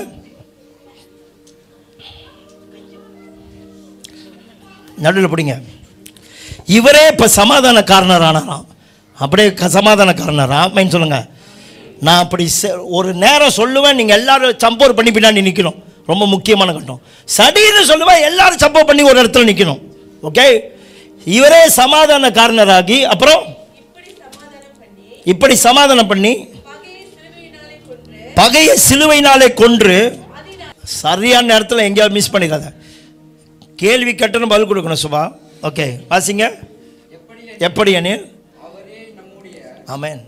தம்பி, இவன் கூட சேர்றதுக்கு உனக்கு ஒரே ஒரு காரணம் இருக்கும்னா, இவன் நல்லவன் கெட்டவன், இவன் வா சாப்பாடு சாப்பிட்றான் அல்லது எவன் ஸ்டாண்டர்டில் இருக்கான், அது இல்லை. இவரே சமாதான காரணம். Because of him I love him. இவரால் தான் நான் இவனை ஏற்றுக்கொள்கிறேன். இவரை நான் எப்படி வெறுக்க முடியாதோ அதே மாதிரி இவனையும் வெறுக்க முடியாது. அப்படி நான் இவனை வெறுத்துட்டேன்னா, இவன் கூட ஒட்டலைன்னா இவர் கூட ஒட்ட முடியாமல் போயிடும். ஏன்னா இவர் தான் நடுவில் சமாதான காரணராக இருக்கிறார். சிலுவையில் இயேசு எல்லாரையும் ஒரே சரீரமாக, ஒரே புதிய மனுஷனாக, ஒரே மாளிகையாக கர்த்தர் எழுப்பி விட்டார். அவர் மரித்து உயிர்த்தெழுந்ததுனால எல்லாரையும் ஒரே ஆளாக்கிட்டார், ஒரே சரீரமாக்கியிருக்கிறார். இப்போ இவ்வளோ கஷ்டப்பட்டு ஒரு ஆளை கொண்டாந்து அடித்து உயிர் போய் இவ்வளோ கஷ்டப்பட்டு அவர் உண்டாக்கின இந்த ஒருமைப்பாடை நீங்கள் எவ்வளோ காத்துக்க ஜாக்கிரதையாக இருக்கணும்.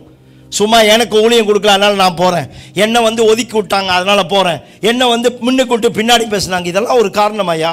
இவர் வாங்காத அடியா நீ வாங்குற? இவர் ஒற்றுமைக்காக எவ்வளோ அடி வாங்கினாரு, இவர் எவ்வளோ அவமானப்பட்டாரு, அந்த மாதிரியா நீ அவமானப்படுற?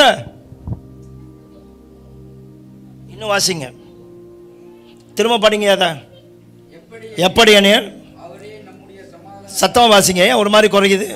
அவரே நம்முடைய சமாதான காரணராகி இருத்திரத்தாரையும் ஒன்றா வாங்கடா சீக்கிரம் ஒன்றாக்கி நடுவில் நின்று சுவர் எல்லாத்தையும் உடைச்சிட்டு பாருங்க, நடுவில் சுவரை உடைச்சா கூட இவனுங்க மிக்ஸ் ஆகாம இருக்கானுங்களே, அதுக்கு காரணம் என்ன தெரியுமா? சட்ட திட்டங்களாகிய நியாயப்பிரமாணம் இவங்களை சேர்க்க முடியாம இருந்துச்சு. எல்லாரும் என்ன பாருங்க, சட்டத்திட்டங்களாகிய நியாயப்பிரமாணம். இவன் கூட சேர்ந்துட்டேன்னு வச்சுக்கோமே, இப்போ இவனுக்கு ஒரு கவலை இருக்கு. என்னன்னா, அவன் என்ன செய்ய மாட்டான், பண்டி சாப்பிட மாட்டான். அப்போ அவன் கூட சேரும்போது என்ன செய்யக்கூடாது, பண்டி சாப்பிடக்கூடாது. அப்போ இவன் சாப்பாடு தியாகம் பண்ணி இருக்கணும். அடுத்தது இவன் நம்ம சொல்றான், சரி நாங்களாம் தான் உங்க கூட சேர்ந்துட்டோம்ல, எங்க ஆம்பளைங்கள்லாம் சூனாட் பண்ணுவாங்க, விருத்த சேதனம் பண்ணுவாங்க, நீங்களும் விருத்த சேதனம் பண்ணாதான் நம்ம ஒன்னா இருக்க முடியும் அப்படின்னு இவன் ஒரு லோ வைக்கிறான். ஒரு லோ வச்சுக்கிட்டு தான் இருக்கான். இன்னைக்கு ரொம்ப பேர் ஒரு ஆள் கூட பழகும் போது, நீ இந்த மாதிரி இருந்தா தான் நான் உன்னை ஏத்துக்குவேன், அது ராங். இந்த மாதிரி இருந்தா தான் நான் உங்களோட ஒத்து போக முடியும், அது ராங். இயேசு என்ன பண்ணானா, சட்டத்திட்டங்களை அவர் தானே உண்டாக்குனார். பின்னாடி உங்களுக்கு அடிக்குள்ள போதுரா. சட்டத்திட்டங்களாகிய நியாயப்பிரமாணத்தை என்ன பண்ணிட்டார் ஆண்டவர், சிலுவையில் ஒழிச்சிட்டாரு. Do you know that? நீங்களாம் சட்டத்திட்டத்தை கொடுத்து பெருமை பாராட்டுறீங்களா? வேண்டாவன் இவனுங்களாம் சட்டத்திட்டங்கள், நாங்களாம் ஆண்டவரோட ஆர்டரு, கடவுளுக்கு பிரியமானவங்களை ஆண்டவர் என்ன பண்ணார், சும்மா இந்த சட்டத்திட்டம் தானே இவங்க கூட சேர விடாமக்கிட்டு இனிமேல் சட்டத்திட்டமே இல்லைடான்னு ஒழிச்சு விட்டு என்ன பண்ணிட்டாரு, இனிமேல் நீ புறஜாதிகள் நினைக்கிற, நீ யூதன் நினைக்கிற, இனிமேல் நீ புறஜாதியும் இல்ல, நீ யூதனும் இல்ல, இவர்களை கிறிஸ்துவுக்குள்ள ஒரே புதிய மனுஷனா சிருஷ்டித்தாராம். Now you are a one new man. வாசிங்க, அங்க பாருங்க, அங்க பாருங்க. Now you are a one new man. வாசிங்க. தமக்குள்ளாக வாவ். இப்ப ரெண்டு திறத்தாரை தமக்குள்ளாக ஒரே புதிய மனுஷனாக சிருஷ்டித்து இப்படி சமாதானம் பண்ணி பகையை சிலுவையில் கொன்றாது. எந்த பகையா இருந்தாலும் சரி, இயேசு சிலுவையில் கொன்னுட்டாரு. உங்களுக்கு ஒரே ஒரு காரணம் சொல்றேன், ஏன் தெரியுமா நீங்க அவங்க கூட சேரணும், பகையை இயேசு சிலுவையில் கொன்றார். நீங்க எந்த விஷயத்தை வச்சு பாக்கிறீங்களோ அதை இயேசு சிலுவையில் கொன்னுட்டார். பகையை சிலுவையில் கொன்று, இன்னும் வாசிங்க, மிக்ஸ் பண்ணுங்கடா, மிக்ஸ் பண்ணுங்கடா, மிக்ஸ் பண்ணுங்கடா, நீங்க எல்லாரும் மிக்ஸ் பண்ணுங்க, மிக்ஸ் பண்ணுங்க, கலந்து விடுங்க, கலந்து விடுங்க. நீங்கள்லாம் இந்த போட்டுவாங்க, எல்லாம் கலந்து கலந்து. இப்போ எவன் புறஜாதி, எவன் யூதன், ஒன்றுமே தரல, எல்லாரும் கிறிஸ்துவுக்குள்ள ஒரே புதிய மனுஷனாக சிருஷ்டித்தார். யார் செஞ்சா, யார் செஞ்சா தெரியுமா, ஜீசஸ் செஞ்சிருக்கிறாரு. இப்போ இந்த ஒற்றுமையை யாரும் உண்டாக்குனா, ஜீசஸ் சிலுவையில் உண்டாக்குனார், ரத்தத்தினால உண்டாக்கியிருக்காரு. இயேசு சிலுவையில் செஞ்ச அந்த அற்புதம் எல்லாரையும் ஒன்னாக்கி இருக்கிறார். இப்போ நீங்கள் என்னமா பண்ணக்கூடாது, இந்த ஆவியின் ஒருமையை காத்துக்கிறதுக்கு சேர்ச்சா இருக்கிற நீங்கள், உங்களுக்கு இனிமேல் புறஜாதி, இவன் பாஸ்டரோட பிள்ளை, அவங்க கூட நம்ம ஒட்டக்கூடாது, பாஸ்டரோட பிள்ளை அதனால அவங்க கூட ஒட்டக்கூடாது, இவன் ரொம்ப நாளாக வந்துட்டான் இவன் கூட ஒட்டக்கூடாது, அப்படிலாம் இல்லை. உங்களை எல்லாரையும் கர்த்தர் கிறிஸ்துவுக்குள்ள ஒரே புதிய மனுஷனாக சிருஷ்டித்தார். ஆகவே நீங்கள் என்னமா செய்யணும், இப்போ நீங்கள் என்னமா செய்யணும், இந்த ஒற்றுமையை உண்டாக்கின இவருக்காக இந்த ஒற்றுமையை காத்துக்கிறதுக்கு ஜாக்கிரதையா இருக்கணுமா, இல்லாட்டினா இவருக்கு விரோதமாக போயிடுவோம். எவனாவது ஒற்றுமையை கெடுத்தா இவருக்கு விரோதமாக போயிடுவோம். ஒற்றுமையை கெடுக்காதபடிக்கு காத்துக்கிறதுக்கு ஜாக்கிரதையா இருக்கணும். Now we have a responsibility to preserve the spirit of unity. நம்ம ஆவின் ஒருமையை காத்துக்கிறதுக்கு நமக்கு மிகப்பெரிய பொறுப்பு இருக்கு. நீங்கள் சொல்லக்கூடாது, நான் சேர்ச்சுக்கு வருவேன், ஒரு இடத்துல உட்காருவேன், நான் போயிடுவேன், யார் கூடயும் ஒட்ட மாட்டேன். நீ அப்படின்னா சேர்ச்சிலே இல்லைன்னு அர்த்தம், நீ கிறிஸ்தவனே இல்லைன்னு சொல்லுமா. கிறிஸ்தவன்னா எல்லாரோடையும் சமாதானமாக இருப்பாங்க, எல்லாரோடையும் ஐக்கியமாக இருப்பாங்க, அவங்க தான் கிறிஸ்டியன்ஸ்.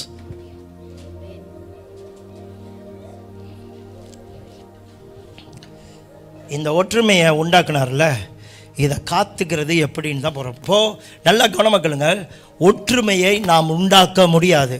ஒற்றுமை ஏற்கனவே கிறிஸ்துவினால் உண்டாக்கப்பட்டு இருக்கிறது. அதை காத்துக்கிறதுக்கு தான் நம்ம என்ன செய்யணும், போராடணும். எப்படி போராடுறதுன்னு நான் அடுத்த வாரம் நீங்கள் தான் உட்காந்து பேச போகிறீங்க. அதுக்கு பிறகு சில பைபிள் வசனத்தை வச்சு இப்படி செஞ்சால் நம்ம ஒற்றுமையை காத்துக்கொள்ளலாம் அப்படின்னு பார்ப்போம். Okay, bye bye, God bless you. எங்கள் எல்லாத்தையும் கை தட்டுங்க.